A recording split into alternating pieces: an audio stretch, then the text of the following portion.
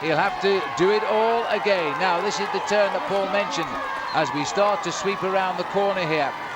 And a massive crowd in Clusa, but there's no straight finish here in the last kilometre today of the Tour de France. Ertz has done well to shut off, and here goes the counter. Frigo tempting them to open up the sprint. Nobody wants to lead it out, of course, because that's the advantage to the other two. And they go again. In fact, they hesitated there because Frigo is looking at Ertz, and this might be it. Guerini, the man that last won on the top of Alpe d'Huez when Eric the photographer knocked him down inside of the finish. He's gone again. It's a desperate end, and Ertz is time trialing his way back up, and he's beat him, he's caught him, he's hooked up. This is a desperate finish for men who are not pure sprinters. 500 metres to go. This is so far has gone towards the advantage, I would say, of Dario Frigo, because Ertz has responded to both of the attacks by Guerini, and I think Guerini's lining himself up to do another one.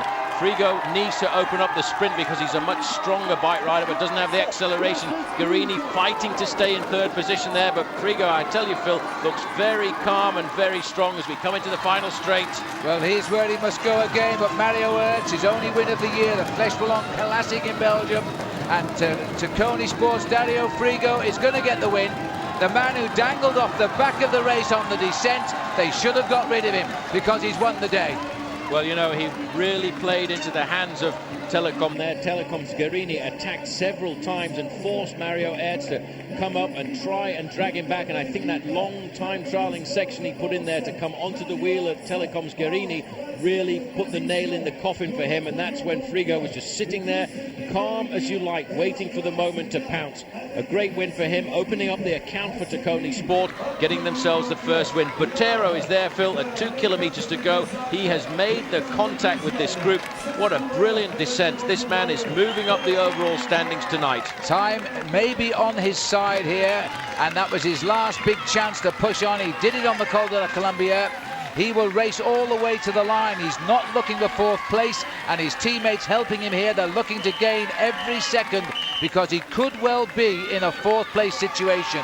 Well, a minute and a half is all he needs to move into fourth place in the overall classification. He won't get any help at all from the men in pink because it's their place, Jose Acevedo. He's in fourth place at the start of today, and a good ride by Botero. 1.5 minutes is all he needs, and he'll pop up into fourth place, and he should be able to keep that because he's also an excellent time trialist.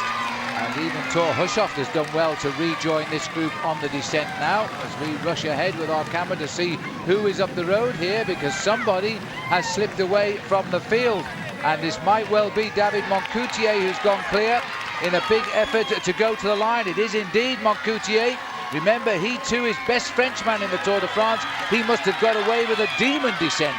Brilliant ride by him. He's outfoxed everybody on that descent right there. All the information we got from the race was that he was still in that leading group of chasers with Santiago Botero. He slipped them on the descent, and right now he's time trialing to what should give him fourth place on the road. He's looking over his shoulder now, but he will be moving himself up towards a top 11 or 12 position by the end of today. A good move by this young man, and I think we can expect a lot more of him in years to come. The best Frenchman in this year's Tour de France, and he's proving that right now. He's had a wonderful day out. He's gaining time as well in the overall classification.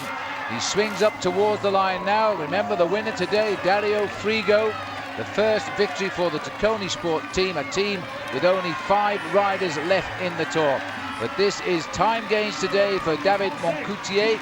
He's on the same team as Britain's David Miller. Their careers run in parallel, but it looks as though Moncoutier is developing that little bit better for the long-term climb in the overall classification.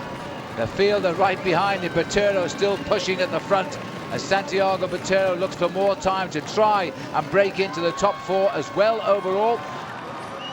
Well, in the Alps, Botero has been the only man with the legs or the cojones to attack Armstrong. He came in 11th, 2:58 behind the stage winner Dario Frigo, with poor-old Mario Ertz second for the second time in 3 days. 4.5 minutes back was the group containing Lance Armstrong, Joseba Belocchi, Raimundus Rumsas and Igor Gonzalez de Galdiano. So as expected, not even a nibble at Armstrong's lead. In a group nearly 20 minutes back were Eric Zabel and David Miller, with Robbie McEwen another 3 minutes behind them. McEwen and Zabel thinking ahead to the resumption of their green jersey battle tomorrow. Assured of victory in the King of the Mountains competition now is Laurent Jalabert, on account of there being pretty well none left. Although Kamikaze of the Mountains might be a more apt title, considering where he actually finished on most of the mountain stages. Santiago Botero lost his second